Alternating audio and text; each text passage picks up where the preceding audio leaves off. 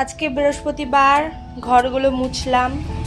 তো ঘর মোছার পরে টাইম কলে জল আসলো, তো জল ভরতেছি টাইম কলে। তো তোমরা দেখো কিভাবে জল পড়তেছে, মনে হচ্ছে সারাদিন লেগে যাবে। তা এখন স্পিডটা হয়তো একটু বাড়লো, এইভাবে জল পড়ে, কি বলবো। আর আমাদের গাছে দেখো কত সুন্দর ফুল ধরেছে। আর এটা কি গাছ তোমরা জানলে অবশ্যই কমেন্ট করে জানাবে, এটা কি গাছ হতে পারে। জানি অনেকে অনেক কিছু বলবে, এটা কি গাছ কমেন্ট করে জানাবে। তো আমাদের বাড়িতে বেশি গাছ নেই, কিন্তু কয়টা গাছ আছে।